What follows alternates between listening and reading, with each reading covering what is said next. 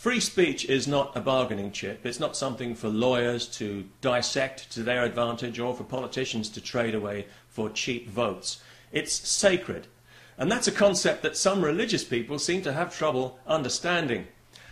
Just when we thought the United Nations couldn't get any more useless, something called the Organization of Islamic Conference, which is a fancy way of saying a Saudi-funded cartel of Islamic dictatorships, has been allowed to hijack the United Nations Human Rights Council, thus rendering it instantly and permanently worthless.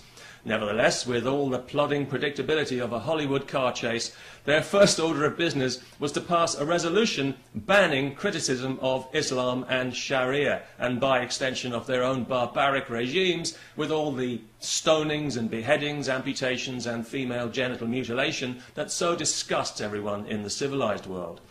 In other words, they've tried to make it illegal to criticize evil, a bit like abolishing penicillin because the bacteria are offended. You know, I thought the United Nations existed to help drag countries like this out of the Stone Age, not for them to drag everybody else back there. But apparently not, because next April in Geneva, the United Nations is hosting a conference on racism, at which this manipulative nonsense is likely to be enshrined, giving Islam special status in international law. And given the kind of unprincipled leaders we have in the West right now, especially here in Europe, there's every chance that this could have a real effect on our freedom of expression in the civilized world.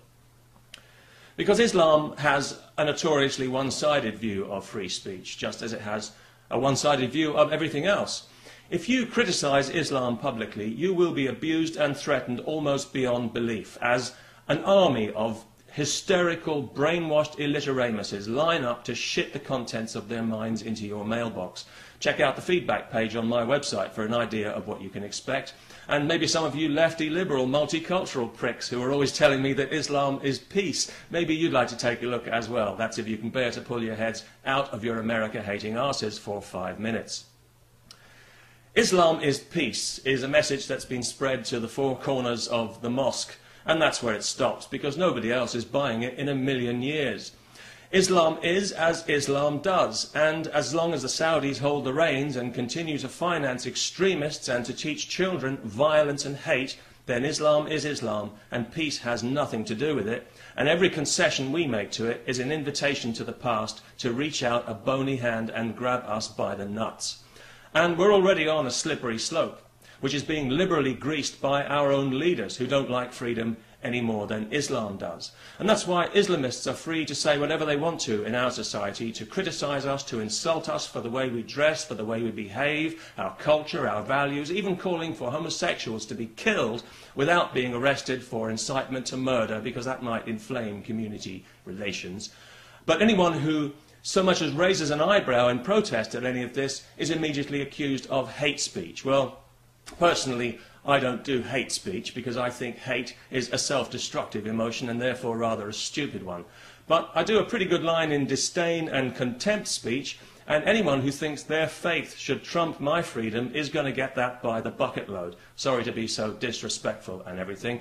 It's just that I believe the time to start defending your freedom is while you've still got it, not after it's gone.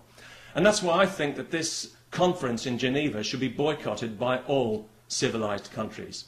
The Canadians, to their credit, have already opted out. Let's just hope that some pin-headed human rights commissioner doesn't force them to change their minds.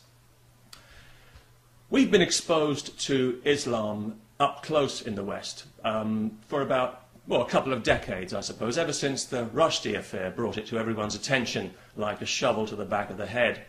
And we've had a chance to take a good long look at it from our perspective and to measure it against our cultural values. Remember them?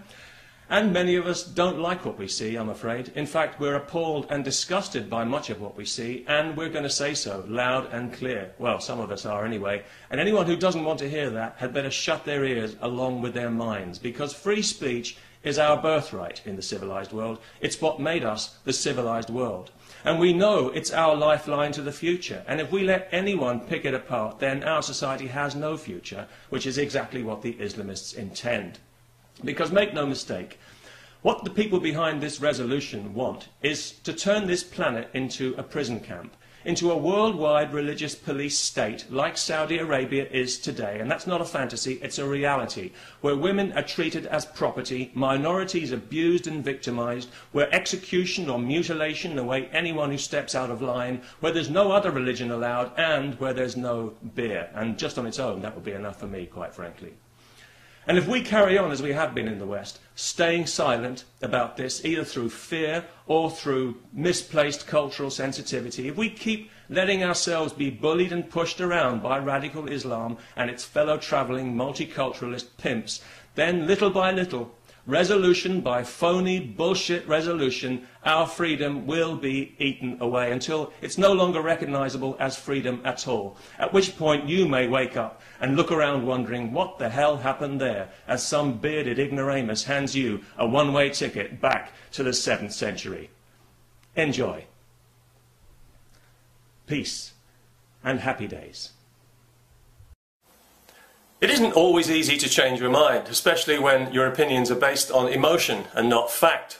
But I'm encouraged to see that some people are beginning to change their mind about the situation in the Middle East, despite the relentless anti-Israel coverage we're constantly force-fed by the Western media.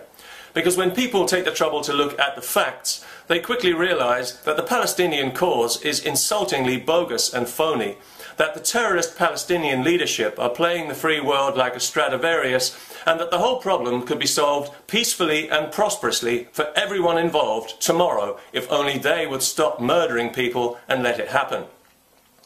People also realise when they look at the facts that for all the talk of an apartheid state in Israel, the only apartheid you'll find in the Middle East is in Arab countries who won't allow their Palestinians to integrate, denying them the most basic of human rights and condemning them to generations of misery and resentment because they need the refugee camps to remain permanently, festering like open sores, to gain sympathy from the gullible West and to con millions of good-hearted people here into supporting their religious war of hatred against Jews, all Jews. Indeed, the Hamas Charter specifically calls for the killing of all Jews, just in case anyone was in any doubt.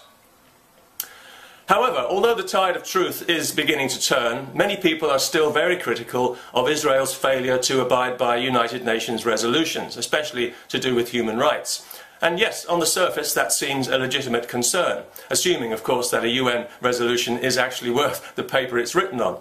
Let's pretend for the moment that it is, just for fun.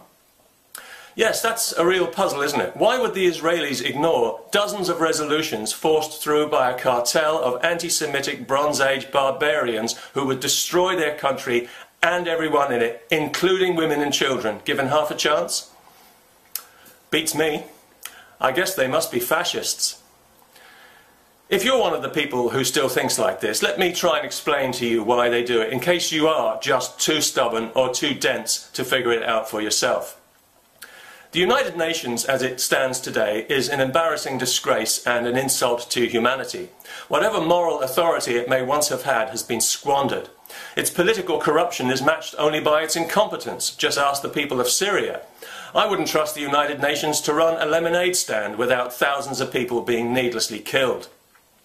Among its many failings, the United Nations encourages Islamic religious hatred and racism to dress itself up in the language of human rights, repeatedly allowing its Human Rights Council to be steamrolled in this regard by a cartel of 57 mainly dictatorships and theocracies known as the Organization of Islamic something or other. They keep changing it and I can't be bothered to keep up. I don't really care what they call themselves. It's enough to know what they are, and that's brutal, barbaric Islamic hellholes that nobody in their right mind would choose to live in, and whose own human rights records are not only worse than Israel's, but immeasurably worse.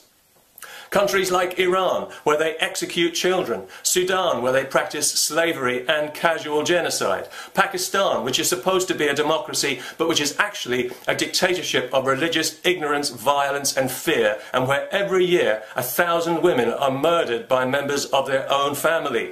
And of course, Saudi Arabia, the black hole of Islamic barbarism, the world's leading source of terrorist funding, and the absolute moral anus of the universe.